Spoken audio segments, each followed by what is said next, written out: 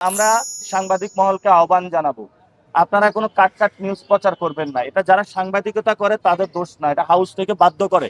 Multi level marketing সিস্টেমে হলো তারা চাঁদাবাজি করে, অর্থাৎ ওয়ার্ড কমিটি থেকে একদম আব্বাস থেকে একদম তারেক রহমান পর্যন্ত চাঁদার ভাগ যায়। যে আপনারা যে আব্বাস নৌকা উঠছেন, এই আব্বাস নৌকার তলা ফুটা হয়ে গিয়েছে। মহল্লার ছেলে আব্বাস হলো, মহল্লা থেকে ছেলে একটাই আব্বাস, আর কেউ নাই। এজন্য আমরা বলবো যে মহল্লার আরো অনেক ভালো ছেলে আছে, আগামীতে ধানের শীষটা তাদের দিবেন, এইসব সন্ত্রাসীদেরকে আপনারা আর দিবেন না। আরেকটি বিষয়, যে বিষয়টি হলো আরেকটি বিষয় সেটা হলো যে আপনারা জানেন বিএনপির যারা নির্যাতিত ছাত্রদল এবং যুব দলের যারা নির্যাতিত নেতাকর্মী, আমরা তাদের প্রতি একটি আহ্বান জানাবো।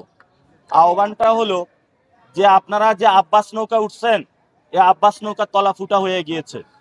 এই আব্বাস নৌকা থেকে দ্রুত নামুন, এটা আপনাদেরকে বাঁচাইতে পারবে না। আপনারা যদি তওবা আস্তাগফিরুল্লাহ পড়ে আসেন, ইনশাআল্লাহ আমাদের দরজা খোলা আছে। চাঁদাবাজি বন্ধ করে আসলে, সন্ত্রাসী কার্যক্রম বন্ধ করে আসলে ইনশাআল্লাহ আমাদের সাথে ঐক্যবদ্ধভাবে কাজ করতে পারবেন। ঢাকা 8-এ আমি সবাইকে নিয়ে কাজ করবো ইনশাআল্লাহ। আর হাবিবুল্লাহ বাহারে যারা আমার উপরে আক্রমণ করেছে, ওরা না বুঝে আক্রমণ করেছে, আমি তাদেরকে ক্ষমা করে দিলাম।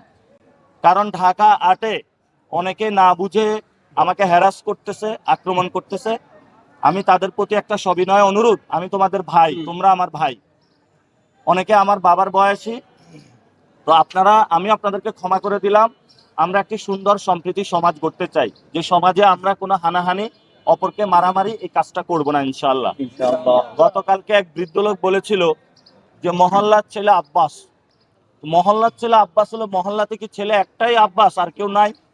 এজন্য আমরা বলবো যে মহল্লার আরো অনেক ভালো ছেলে আছে, আগামীতে ধানের শীষটা তাদের দিবেন, এইসব সন্ত্রাসীদেরকে আপনারা আর দিবেন না। আর আমি বলবো আমাকে শান্তিতে কাজ করতে দিন। আমি তারেক রহমানের কাছে অনুরোধ জানাবো, এমনি অনেক সন্ত্রাসী গডফাদার নিয়ে পকেটে নিয়ে হাঁটতেছেন, বিভিন্ন জায়গায় পরিচয় করিয়ে দিচ্ছেন। আমাকে যদি ঘাটান, আমি আপনার পুরো বাংলাদেশের গডফাদার যারা আছে, সন্ত্রাসী চাঁদাবাজ যাদেরকে নমিনেশন দিয়েছেন, আমি সবার আমলনামা ইনশাল্লাহ প্রকাশ করে দিব। অনেকেরই আমলনামা আমাদের কাছে আছে। আমি আর বেশি কথা বলবো না আব্বাস ভাই সম্পর্কে, ওনার প্রচুর আমলনামা আমার কাছে আসতেছে। আমি ওনাকে একটা সুযোগ দিয়েছিলাম যে উনি দ্রুত গতিতে সংশোধন হবেন, জনগণের টাকা জনগণের কাছে ফেরত দিবেন, এবং তারপরে সংশোধন হয়ে নতুন বাংলাদেশ গঠনে উনি আগ্রহী হবেন। কিন্তু উনি সেই কাজটা করলেন না, উনি পুরাতন বদ অভ্যাসের গোয়ার্তুমি শুরু করলেন। তা আমি ওনাকে আহ্বান করব, সময় এখনো আছে সংশোধন হওয়ার। এবং এই যে বিভিন্ন যে পরিবহন সেক্টরে চাঁদাবাজিগুলো চলতেছে, আমার কাছে অনেকে মেসেজ পাঠিয়েছে, সায়দাবাদ টার্মিনালে কে চাঁদাবাজি করে, চাঁদার ভাগটা কই যায়। মাল্টি লেভেল মার্কেটিং সিস্টেমে হলো তারা চাঁদাবাজি করে, অর্থাৎ ওয়ার্ড কমিটি থেকে একদম আব্বাস থেকে একদম তারেক রহমান পর্যন্ত চাঁদার ভাগ যায়। তা আমরা এই সকল কার্যক্রম বন্ধ করার জন্য অনুরোধ জানাচ্ছি। আমরা তাদের যে সন্ত্রাসী গ্যাংস্টারের যে ইকোনমি, এটা বাংলাদেশে গণ অভ্যুত্থানের পরে আমরা চাই না। আমরা একটি নতুন বাংলাদেশ চাই। আমরা আগামী 5 দিন হলো ভোটার যোগ করব, অর্থাৎ একদম ক্লোজ টু ভোটারের কাছে যাব এবং ভোটারদেরকে গিয়ে এটা বলবো যে আপনারা নির্ভয়ে ভোট দিতে যাবেন ভোট কেন্দ্রে, কেউ ভয় পাবেন না। জনগণ যদি একসাথে ভোট দিতে যায়, নতুন বাংলাদেশ ইনশাল্লাহ গঠন হবে, আপনাদের ভয় পাবার কোনো কারণ নাই। এবং আমরা সাংবাদিক মহলকে আহ্বান জানাবো, আপনারা কোনো কাট নিউজ প্রচার করবেন না। এটা যারা সাংবাদিকতা করে তাদের দোষ না, এটা হাউস থেকে বাধ্য করে। আমি এক সাংবাদিকের সাথে কথা হয়েছে, ভাই আমি তো অনেক কিছু পাঠিয়েছি, নেগেটিভ ভাবে নিউজ করেছে।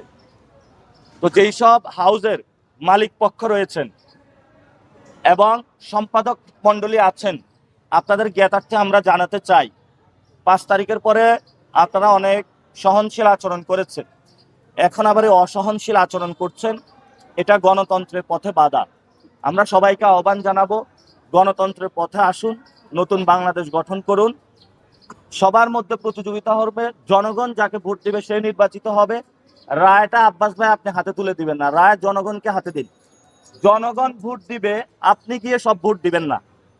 যারা ভোট কেন্দ্র দখলের চিন্তা করতেছে, ইলেকশন ইঞ্জিনিয়ারিং এর চিন্তা করতেছে, আমরা আশা করি তারা নতুন বাংলাদেশে পথ পরিহার করবে, সবাই নতুন বাংলাদেশের পথ চলা শুরু করবে। কারো প্রশ্ন নাই মনে হয়, সব চলে এসেছে।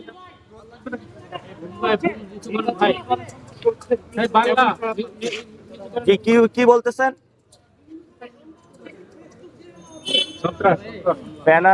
ব্যানার ফেস্টুন হামলা হচ্ছে, তো সব জায়গায় তো হচ্ছে। এখন নমিনেশন দিতে সন্ত্রাসী, হাতে হলো অস্ত্র, ওরা তো আপনি কলম তুলে দিবেন কিভাবে? এজন্য জনগণ ভোট দিয়ে তাদের হাত থেকে অস্ত্র নামাইতে হবে। হাতে হলো চান্দাবাজির লাঠি, আপনি এটা নামাইবেন কিভাবে? এই জন্য তো সে অ্যাটাক করে। ভালো মানুষের সামনে যাতে নমিনেশন দেওয়া হয়, এসব গুন্ডা মাস্তান চাঁদাবাজদের সাথে নির্বাচন করে নিজের মান ইজ্জত যাচ্ছে। এজন্য হলো আমরা সব দলকে আহ্বান জানাবো, ফিউচারে যারা লোকাল গভর্নমেন্টে যাদেরকে নমিনেশন দিবেন আপনারা ভালো মানুষদেরকে দিবেন। এরা এক এক জায়গায় উকি মারে সন্ত্রাসী কার্যক্রম চালায়, ভোটারদের ভয় দেখায়। আমরা যারা সুস্থ একটা গণতান্ত্রিক চর্চা করতে চাই, এদের কারণে আমরা পারছি না।